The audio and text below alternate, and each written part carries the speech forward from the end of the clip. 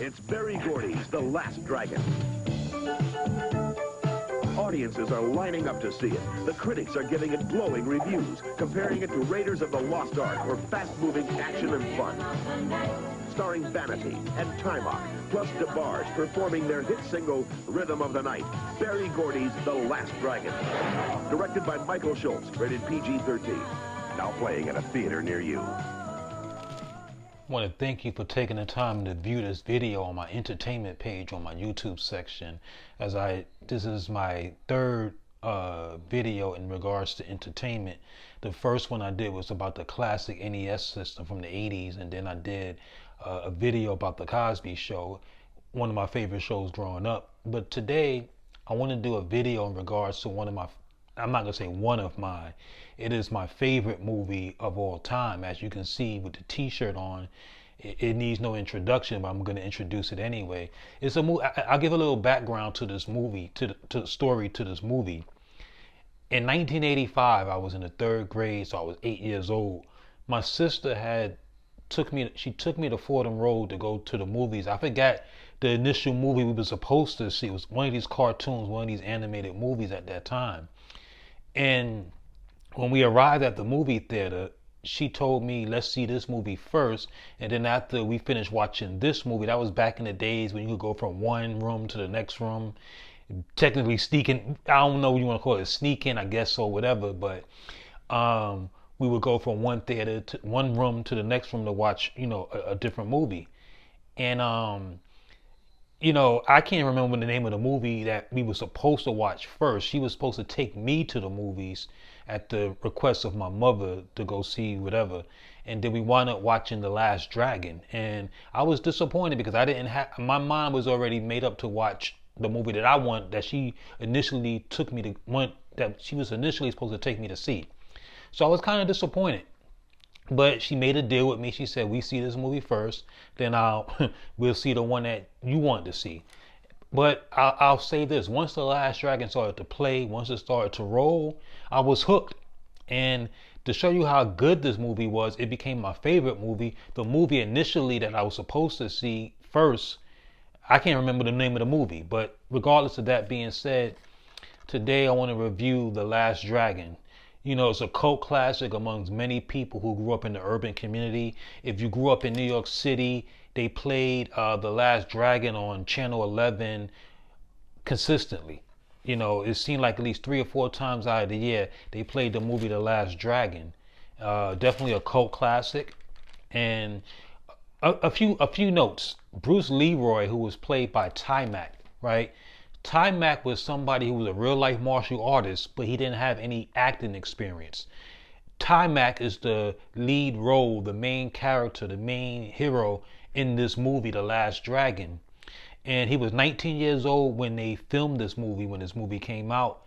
And he had no acting experience. This was his first movie, but he was a real life martial artist. And this movie was produced by Berry Gordy, the same one who was the founder or the owner of Motown Records, the infamous Motown Records, Stevie Wonder, the Jacksons, the Supremes, Marvin Gaye, Smokey Robinson, the list goes on and on. Boys to Men. Okay. So this was his first movie, I believe, and he wanted this movie to be a big success. But the thing of it is that he wanted somebody that was a real martial artist, but also somebody that had acting experience. Now, Bruce Leroy was the character that Timok played. There was other people who was considered to play this role. Many people may not know this, but there were other actors, well-known actors, who was considered to play the role of Bruce Leroy. Denzel Washington being one, Lawrence Fishburne, Denzel Washington, Billy Blanks, who was a real-life martial artist himself. I don't know if Billy Blanks was acting around that time, but he was also considered. But I could just imagine Denzel Washington or Wesley Snipes playing Bruce Leroy. It's laughable. It's funny. And it's not to say, well, I don't think they could have pulled it off. Acting-wise, yes. But as far as martial arts and acting, I don't think they would. But I understand Berry Gordy's motive. He this was the founder of Motown. Motown was one of the most successful record labels, so why not have your first movie be a success? I get it, but regardless of that, it's still a good movie. And I'll say this, if you're somebody that feels like this is just a martial art movie and you're not somebody that's into martial arts, you don't like martial art movies, you're missing out on something good. This is a classic piece. This is a classic movie. This movie is multifaceted. It's not just martial arts. The title, yes, The Last Dragon, the lead character, his role was basically he was on a spiritual journey to become the Kung Fu master. So he got his black belt, but he was looking to become the Kung Fu master, the master of Kung Fu. In some ways he idolized Bruce Lee. And I think the Bruce Lee character was a spin-off, not a spin-off, but like a parody somewhat of Bruce Lee. But Bruce Leroy, the character played by Taimak, was on a spiritual martial art journey to become the master of Kung Fu. He was looking for the master who would give him the ability to glow, right? When he glowed, that means he basically reached the final level of his martial arts status or stage. But this movie blends romance, it blends comedy, adventure, action, and musical, all into one. What do I mean by musical? There were scenes where songs were played, and this movie also has a soundtrack which Stevie Wonder partaked in, and then you had DeBarge. Probably the biggest song from this movie is The Rhythm of the Night, performed by the DeBarge family, which came out anyway. So The Last Dragon debuted in the movie theaters March 22nd, 1985. The main lead character was Bruce Leroy, played by Taimak. The main villain, or one of the main villains, was played by, one of the main villains was Sho'nuff, who was played by the late Julius Carry. And then the other main villain, there was two main villains. You had Sho'nuff, who was he was considered the Kung Fu master. He was the master of Kung Fu. And he, like anybody, he felt jealous, he felt threatened, he felt envy because Bruce Leroy had a reputation of being good at martial arts. So there was like a competition to see who was the master. And of course, at that time, Sho'nuff was the master, but he was an evil, wicked, villainous master of Kung Fu. And Bruce Leroy was the hero.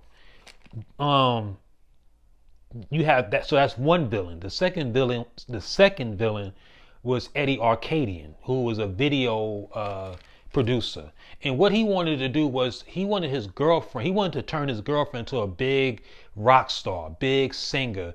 And he wanted her video played on a TV show in the movie called Seventh Heaven or something like that. And he wanted this video played so bad because he believed that if this video was played on the airways, it would make his girlfriend a star. In order for him to have this video played on this show called Seventh Heaven, which was hosted by Laura Charles, who was played by the late singer Vanity from Prince fame and all that, she was the second, I would say, good character, hero, or whatever you want to call it, in this movie. And also Bruce Leroy eventually became his love interest. Now, she was the one that was the host of the show, so she had to play this video from one of the main villains, Eddie Arkadian. But the problem was she didn't want to play the video. She was hesitant in playing the video. Now, Eddie Arkadian was hell bent on having this video played, and he'll stop at nothing to have Laura Charles play this video on her music video show. It led to Eddie Arkadian even getting to the point where he sent out henchmen to kidnap her and bring her back to his headquarters and intimidated her into playing this video, and she still refused. And then we have Bruce Leroy, the main hero, rescued her from the clutches of Eddie Arkadian. So with that being said, Eddie Arkadian, one of the main villains, along with Sho'nuff, who was played by Julius Carry. And Sho'nuff was a actor who had many credits under his belt, but he himself was not a real martial artist in real life. Yet, even though he played a martial artist in this movie, he was not someone that was into martial arts in real life. So to take somebody who was your main character, who had no acting experience, but yet was a real life martial artist, and to take the main villain, or one of the main villains, who was a good actor, but had no martial art experience, and you make something good out of it, that's talent right there. That's just unbelievable. And this is why this is a cult classic amongst many of us who grew up watching this in the 80s and early 90s. You know, this is my favorite movie. This is one of the movies that I can never get tired of watching. I probably watched this movie over hundreds of times, from TV to on the VCR, cable, DVD, Blu-ray, you name it, I watched it. So with that being said, now you have Eddie Arkadian and Sho'nuff. They team up together to take out Bruce Lee, because Sho'nuff wanted to eliminate Bruce Leroy because he felt threatened, and he felt like he had competition for being the master of Kung Fu. And then Eddie Arkadian, in his revenge because Bruce Leroy interfered in the plan with Laura to get her to play this music video of his girlfriend, so he had two antagonists against him. And then Laura Charles eventually became his love interest. Now the thing that's interesting about this movie began filming in April 1984. It debuted in March 1985, and majority of this movie was filmed in Manhattan. You know, Midtown, Lower East Side, stuff like that. The majority of this film is filmed in Manhattan. And on another note, there was some notable names who had small roles in this movie. You have Keisha Knight Pullman, who played Rudy Huxtable on The Cosby Show. By the time this movie came out, or by the time the filming of this movie, she was basically beginning the first season of The Cosby Show. And then you have Chaz, let me pull up his name. You have Chaz Palminteri or something like that. He played the mob boss in Bronx Tale. And then you have Ernie Reyes Jr., of course, who played in Sidekicks. And then you have Carl Anthony Payne, who played Cole or Martin. All of them had small bit roles in it. If you blink, you miss it. You know, you blink, you miss it. But like I said, this movie had action, martial arts, comedy, especially with the one-liners, romance, and adventure.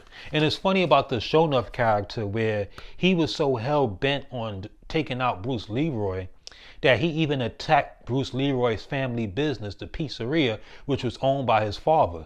And it's funny, yes, a black man with a pizza shop. They thought he was crazy. They thought he was funny. A black man with a pizza shop. Just directed your pizza to Daddy Green's Pizza. That was a line in that movie, one of the famous lines in that movie, you know. And then he had his little brother, Richie, and the thing that's funny about his little brother, at first, his brother kind of despised Bruce Leroy. Bruce Leroy, little brother Richie, who's about maybe 12 or 13 years old, he was the hip, cool kid, and he was interested in Laura Charles, but being the fact that he was only 12 or 13 and Laura Charles was a grown woman, that wasn't going to happen. So he thought that his brother, who was into martial arts, was weird, was a weirdo. And he just had no respect for Bruce Leroy until the end of the movie, to the climax of the movie, where Bruce Leroy had to fight to defend himself and Laura and the family and all that to become the master, whatever happened to have you. So with that being said, you know, very interesting movie. And another thing is, I got to meet Taimak in real life. I met Taimak on Governor's Island somewhere around September, October 2018. Got to meet him. Actually, I met Taimak twice. I met him at a Comic-Con. I shook his hand. He was charging $35 for a photo op.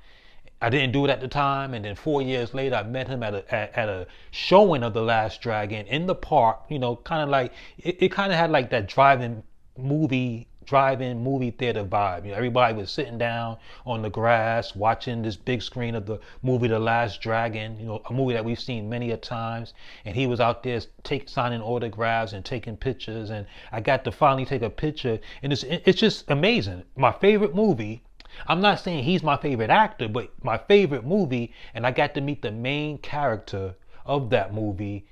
When I saw that movie in 1985, and some many decades later in 2018, meeting this guy. Now, I don't know if Taimak was from New York or where he was born from. I don't know. But again, This is a movie that I highly recommend. If you haven't seen it yet, I recommend you see it. I believe you will enjoy it. The action of it, the martial art action of it, is not just your typical fighting and whatever. The action of it tells a story. And one thing I like about action, it's not just to get you excited when you see the scenes and the optics of it, but does it tell a story? And this movie, hands down, is a great movie. It's a good movie. I recommend you view it. If you haven't viewed it, if you have viewed it, hey, give me your feedback. Until next time, everyone be cool.